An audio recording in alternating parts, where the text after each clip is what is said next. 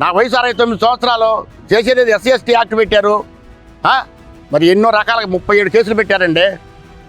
నేను ఎన్నాళ్ళు ఇప్పుడు ఇంకా 6 కేసులు 7 కేసులు ఉన్నాయి. కాకపోతే అలా చంద్రబాబు గారికి గెలిపోయిందంటే కూటమున్నా చంద్రబాబు గెలిచేవాడు. ఇది మాత్రం వాస్తవం చెబుతాను నేను, కాంగ్రెస్ వాదిగానే. కూటమున్నా చంద్రబాబు గెలిచేవాడు, కూటమి లేకపోయినా చంద్రబాబు 115 సీట్లతో గెలిచేవాడు. ఇది మాత్రం నగ్న సత్యం. కాకపోతే ఆయన ఏంటంటే రాష్ట్రం ఏమైపోయిందని ఆలోచించి కూటమిని పెట్టుకున్నాడు. కానీ కూటమి లేకపోయినా ఆయన 110 నుంచి 120 మధ్యలో సీట్లు వచ్చి గెలిచేవాడే. ఎందుకంటే ఏ చెట్టు లేని కానీ ఆంధ్ర చెట్టు వటవక్షం అని ఈయన ఒక విజన్ గల ముఖ్యమంత్రి కాబట్టి గతంలో విజన్ 2020 పెట్టి డెవలప్ చేశాడు హైదరాబాద్ని. మళ్ళీ అట్నే ఇక్కడ కూడా చేస్తాడని నమ్మకంతో ప్రజలు 2014 ఎత్తే మరి దైవికంగా ఆయన 2019లో ఓడిపోయాడు. ఓడిపోవడంలో మేము మా కర్మ కొద్దీ ఓడిపోయాడు ఆయన. ఇది ఈ రైతుల కర్మ కొద్దీ.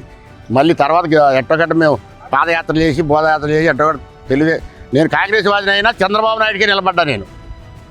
నేను నిలబడి చంద్రబాబు నాయుడు తెలుగుదేశానికే నిలబడ్డా. అందరికీ తెలుసు నేను కాంగ్రెస్ వాదిని అయినా. నేను అయితే మా వాళ్ళు అడిగితే అదేందా మా రాజధాని కోసం నేను పోరాడుతున్నాను అన్న.